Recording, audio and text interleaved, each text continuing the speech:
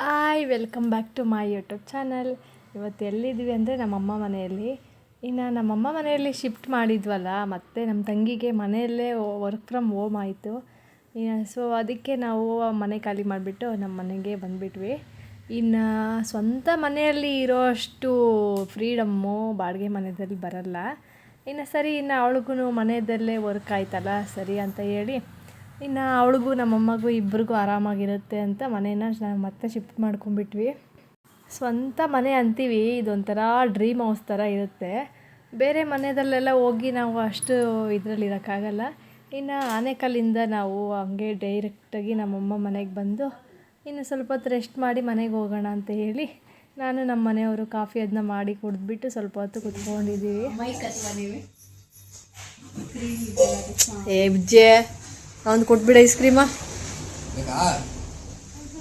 Very good ಬಾಯ್, very good. ನೋಡ್ದ ಅವನ ಬೇಡ ತಿಂತೀಯ ತಿನ್ನಲ್ಲ ಹೇಳು. ಬೇಕು ಅಂದರೆ ಕೊಡಿಸ್ತೀನಿ, ತಿಂತೀನಿ ಅಂದರೆ ಕೊಡಿಸ್ತೀನಿ ಹೇಳು. ತಿಂತೀಯಾ ತಿಂತೀಯ ಮಗನೇ? ಬೈಲ ಕಿವಿನಲ್ಲಿ ಹೇಳು ಬಾ. ಏಯ್ ಕೊಟ್ಬಿಡೋಣ, ಐಸ್ ಕ್ರೀಮ್ ಕೊಟ್ಬಿಡೋಣ. ಹೋಗಿ ತಿನ್ಬಿಡು.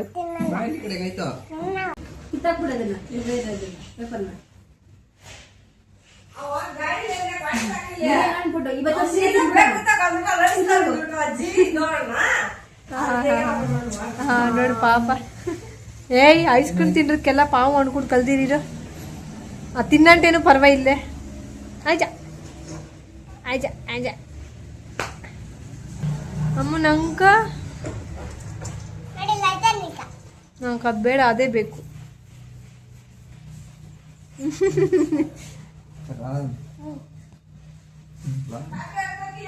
ಕಾಪಿ ವಯಮ್ಮ ಸಾಕು ಮಗನೆ. ತಿಲ್ಲಿ ಬಾಯ್ ಅವನ್ಕ. ಏಯ್ ಸಾಕು ಬಿಡ ರಾಯನ್. ಅವನ್ ಕಬ್ಬಾಟಿ ಮಾತ್ರ ಕೊಡು ಸ್ವಲ್ಪ ಹೋಗ್ಲಿ. ನೀನು ಚಿಕ್ಕ ಮಗುನ ಐಸ್ ತಿನ್ನಕ ಹೋಗ್ಲಿ. ಮಗುಗೆ ತಂದಿರ ಐಸ್ ತಿಂತ ಇದೆಯ ನೋಡು. ಥ್ಯಾಂಕ್ ಯು ಪಪ್ಪ. ಮಮ್ಮಿಕ ಐಸ್ ಕ್ರೀಮ್ ಕೊಡ್ತಿದ್ದೆ, ಮಮ್ಮಿ ಕೊಟ್ಟಿಲ್ಲ ನೋಡಿದ್ರೆ ನೀನು ಐಸು ಕೊಡಲ್ಲ.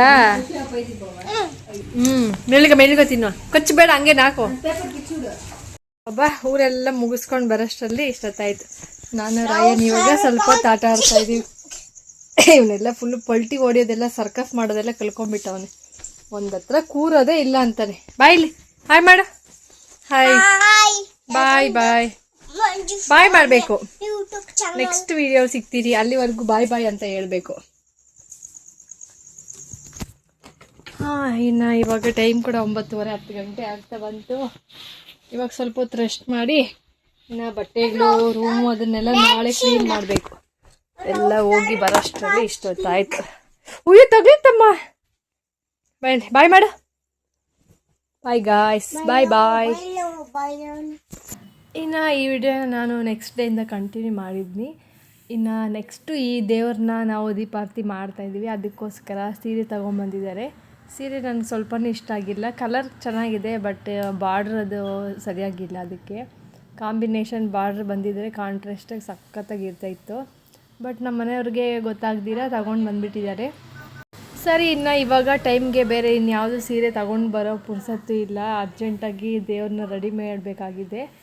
ಇನ್ನು ಅದಕ್ಕೋಸ್ಕರ ಇವತ್ತು ಸೀರೆನೆಲ್ಲ ನೀಟಾಗಿ ಕಟ್ ಮಾಡಿ, ಒಂದು ಕಾಲು ಭಾಗ ಸೀರೆ ಕೂಡ ಇದರೊಳಗಡೆ ನಾವು ಹಾಕಲ್ಲ, ದೇವ್ರಿಗೆ ಕಟ್ ಮಾಡಿ ಎಲ್ಲ ಪೀಸಸ್ ಥರ ಮಾಡಿ ಅಡ್ಜಸ್ಟ್ ಮಾಡಿ ಅದಕ್ಕೆ ನಾವು ದೇವ್ರಿಗೆ ಸ್ಟಿಚ್ ಮಾಡ್ಕೊಂಡ್ಬಿಡ್ತೀವಿ ಡೈರೆಕ್ಟಾಗಿ ಹಂಗೆ.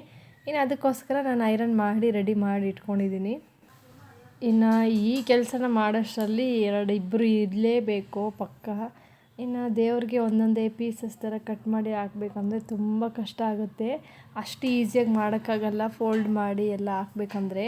ಇನ್ನು ಅದಕ್ಕೆ ಎಷ್ಟೊಂದು ಗುಂಡು ಪಿನ್ನು ದಾರ ಅದು ಇದು ಎಲ್ಲ ಸರಿ ಮಾಡ್ಕೊಂಡು ಹಾಕೋಷ್ಟರಲ್ಲಿ ಒನ್ ಡೇ ಫುಲ್ ಆಗೋಗ್ಬಿಡುತ್ತೆ.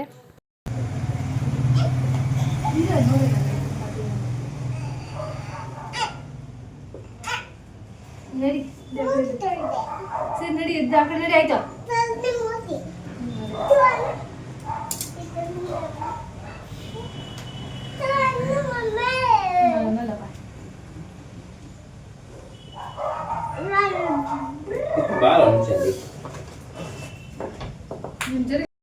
ಇನ್ನು ಅವರು ದೇವ್ರಿಗೆ ಅಂತ ಹೇಳಿ ಒಂದು 3-4 ಸೆಟ್ ತೊಗೊಂಬಂದಿದ್ದಾರೆ. ಚೆನ್ನಾಗಿದೆ, ಲುಕ್ ಅಂತೂ ಸೂಪರಾಗಿ ಕಾಣಿಸುತ್ತೆ. ಇದನ್ನೆಲ್ಲ ಹಾಕ್ಬಿಟ್ರೆ ಇನ್ನು ಇದು ನನಗಿಷ್ಟ ಆಯಿತು, ಸ್ವಲ್ಪ ಚೆನ್ನಾಗಿದೆ ಸ್ಟೋನ್ ಬಂದಿರೋದು ಅಂತ. ಯಾವುದೇ ದೇವ್ರಿಗಾದರೂ ಈ ಥರ ಸ್ಟೋನ್ ಬಂದಿರೋ ಹಾರಗಳು ಹಾಕಿದ್ರೆ ಅದ್ರ ಕಳೆನೇ ಚೇಂಜ್ ಆಗಿಬಿಡುತ್ತೆ. ಇನ್ನು ಅದ್ರ ಜೊತೆ ಇನ್ನೂ ಸ್ವಲ್ಪ ಡಾಲರ್ಸ್ ಇರೋದು, ಮತ್ತು ಇದು ಇನ್ನೂ ಚೆನ್ನಾಗಿದೆ. ಇದು ಕೊಟ್ಟರೆ ನಾನೇ ಎತ್ಕೊಂಡ್ಬಿಡ್ತಾಯಿದ್ದೆ, ಬಟ್ ಅವರು ಕೊಡಲ್ಲ.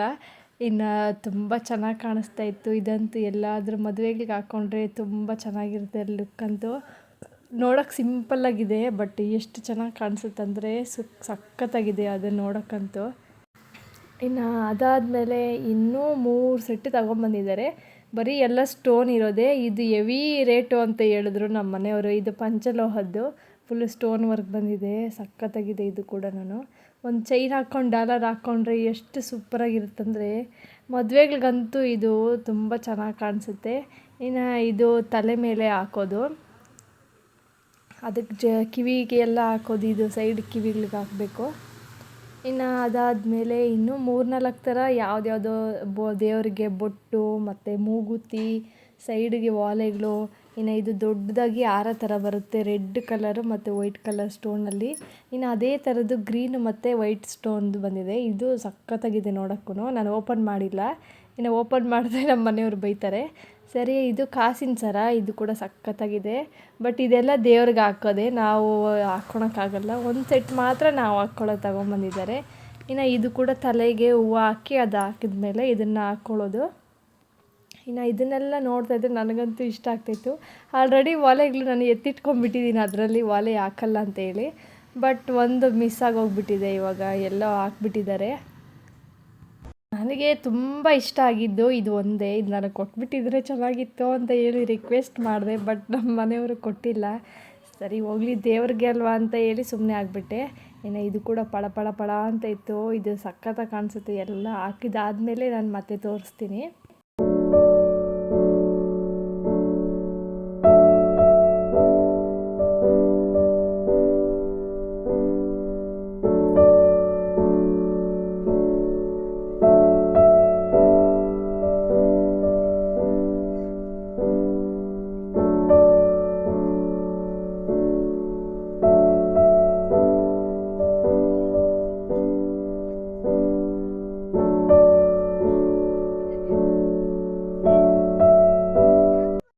ಫೈನಲಾಗಿ ದೇವ್ರಿಗೆ ಬೇಕಾಗಿರೋ ಚಂದ್ರಾಕಾರ ಶೇಪ್ ಕೂಡ ರೆಡಿ ಆಗಿದೆ. ಇನ್ನು ನಮ್ಮ ಮನೆಯವರು ನನ್ನ ಒಡವೆಗಳೆಲ್ಲ ಹಾಕಬೇಕಾದ್ರೆ ಕರೆದೇ ಇಲ್ಲ, ವಿಡಿಯೋ ಮಾಡೋದು ಮರ್ತೋಗ್ಬಿಟ್ಟೆ.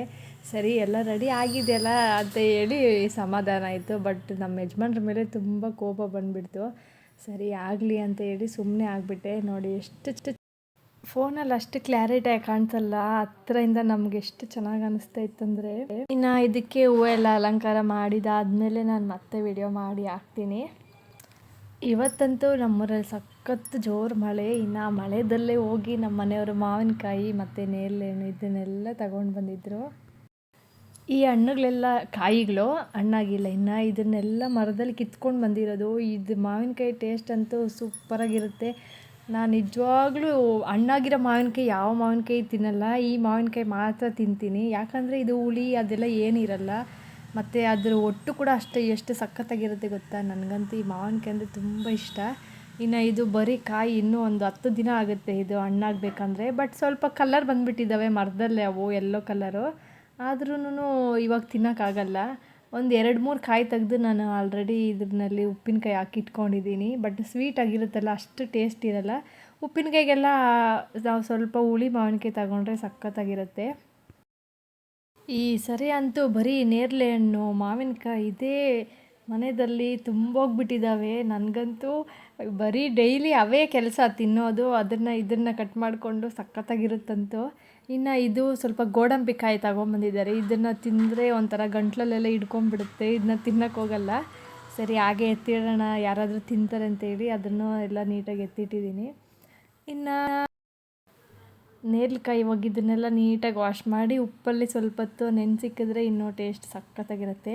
ಬಟ್ ತಿನ್ನೋದೇನೋ ತಿಂದುಬಿಡ್ತೀವಿ, ಆಮೇಲೆ ನೆಗಡಿ ಕೆಮ್ಮು ಬಂದರೆ ನಾವೇ ಬಿಡಬೇಕು ಅದನ್ನೆಲ್ಲನೂ. ಬಟ್ ಅದು ಯಾವುದೂ ಲೆಕ್ಕ ಮಾಡಲ್ಲ, ಸೀಸನ್ ಫ್ರೂಟ್ಸ್ ಅಲ್ವಾ, ಹೆಂಗಾದ್ರೂ ಸರಿ ತಿಂದಾಕ್ಬಿಡ್ತೀವಿ. ಇನ್ನು ನಾನಿವತ್ತು ಕಬಾಬು ಅದನ್ನು ಮಾಡಿ ಚಿಕನ್ ಮಾಡಿದ್ದೀನಿ ಮನೆಯಲ್ಲಿ.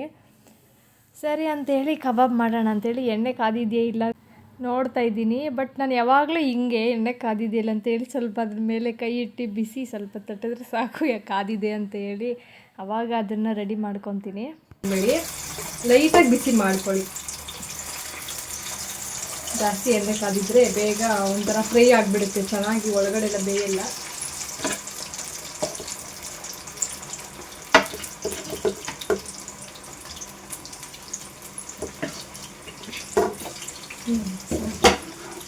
ಇಷ್ಟನ್ನೇ ನೀಟಾಗಿ ಫ್ರೈ ಮಾಡ್ಕೊಳ್ಳೋಣ ಇವಾಗ.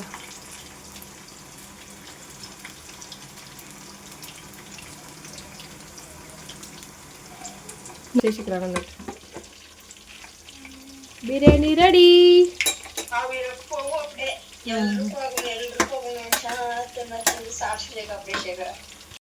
ಕಬಾಬ್ ರೆಡಿ ಆಯಿತು. ವಾವ್, ನನಗಂತೂ ಬಿರಿಯಾನಿಗಿಂತ ಕಬಾಬೇ ಜಾಸ್ತಿ ಇಷ್ಟ ಆಗೋದು ಮನೆಯಲ್ಲಿ. ಕಬಾಬ್ ಒಂದೊಂದು ಪೀಸ್ ತಿಂತಾ ಇದ್ದರೆ ಏನಿರುತ್ತೆ ಗೊತ್ತಾ, ಸಖತ್ತಾಗಿರುತ್ತೆ ಟೇಸ್ಟ್ ಮಾತ್ರ. ಇದಕ್ಕೆಲ್ಲ ಶುಂಠಿ ಪೇಸ್ಟು ಮನೆಯಲ್ಲೇ ಮಾಡಿ ಹಾಕ್ಕೊಬೇಕು, ಅಂಗಡಿಯಿಂದ ತಂದು ಹಾಕಬಾರ್ದು, ಅವಾಗೆ ಟೇಸ್ಟ್ ಸೂಪರಾಗಿರುತ್ತೆ. ಇನ್ನು ಇದಕ್ಕೆ ಈರುಳ್ಳಿ ಮತ್ತು ನಿಂಬೆಹಣ್ಣು ಸೌತೆಕಾಯಿ ಎಲ್ಲ ರೆಡಿ ಮಾಡ್ಕೊಳ್ಳೋಣ. ಇನ್ನು ಈ ವಿಡಿಯೋನ ನಾನು ಇಲ್ಲಿಗೆ ಎಂಡ್ ಮಾಡ್ತಾಯಿದ್ದೀನಿ. ನೆಕ್ಸ್ಟ್ ವಿಡಿಯೋದಲ್ಲಿ ದೀಪದ ಆರತಿಗೆಲ್ಲ ಯಾವ ಥರ ಹೂವೆಲ್ಲ ಹಾಕಿ ರೆಡಿ ಮಾಡ್ಕೊತೀವಿ ಅನ್ನೋದನ್ನು ವಿಡಿಯೋ ಮಾಡ್ತೀನಿ. ಅಲ್ಲಿವರೆಗೂ ಟೇಕ್ ಕೇರ್ ಅಂತ ಹೇಳ್ತಾ ಈ ವಿಡಿಯೋನ ನಾನು ಇಲ್ಲಿಗೆ ಎಂಡ್ ಮಾಡ್ತೀನಿ. Thanks for watching. Subscribe to my channel Manju Soumya YouTube channel.